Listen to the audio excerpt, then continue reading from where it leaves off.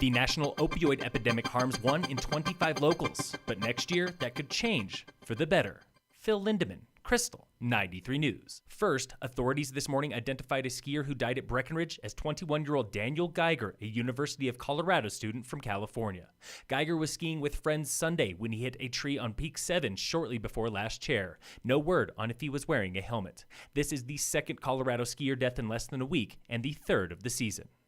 No two head injuries are the same, but neurosurgeons like Ernest Braxton with Vail Summit Orthopedics know treatment should be. In the military, we called it return to duty. At the ski club, it's return to performance, and that's something not to be taken lightly. Braxton spent 20 years in the U.S. military, treating personnel for injuries sustained in battle. Concussion, PTSD, blast injury, it's the hallmark injury of Operation Enduring Freedom, which I was privileged to be a part of downrange in Afghanistan. Braxton treats soldiers and ski racers the same. Rest and moderate exercise can prevent second impact syndrome, a deadly condition where brain injuries come one after the other, and chronic traumatic encephalopathy, where many small impacts over time have devastating effects, as seen in the NFL. That's what we're seeing in some of our elite athletes later on as they go into retirement. Instead of enjoying a nice retirement, they have a lot of difficulty with social interactions, depressions, suicides, and this is becoming a public health problem. Colorado law requires all youth athletes go through traumatic brain injury protocols after a TBI, and all coaches get TBI training.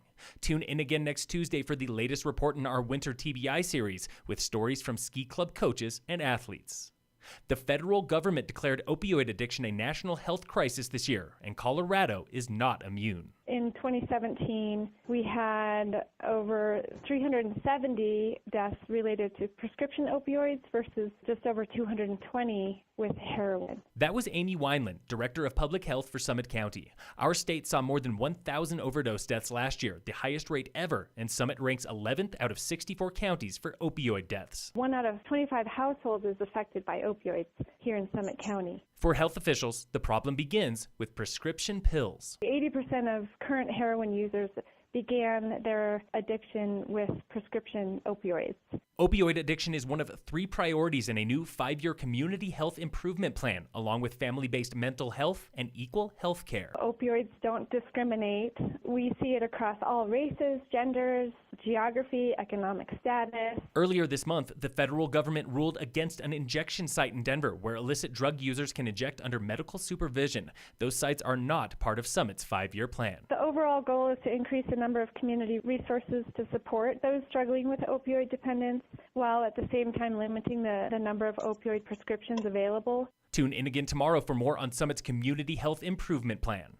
Vail Resorts pledged $2.3 million to 49 nonprofits across the nation this month, including more than $600,000 to mental health nonprofits in Summit County. Awards include $250,000 to Building Hope for therapy scholarships and other programs, and $170,000 to Summit Community Care Clinic for school-based clinics. In sports, the Nuggets play the Mavericks tonight. Game time is 7 p.m. And in local sports, brought to you by American Family Insurance, the Weiss Agency, Summit High boys and girls basketball are down south for a set of games in Buena Vista today, and the Frisco Nordic Center Town Series opens for the season tomorrow, Wednesday, with a 7 a.m. skate race. Cost is $20 online. Phil Lindemann, Krystal, 93 News.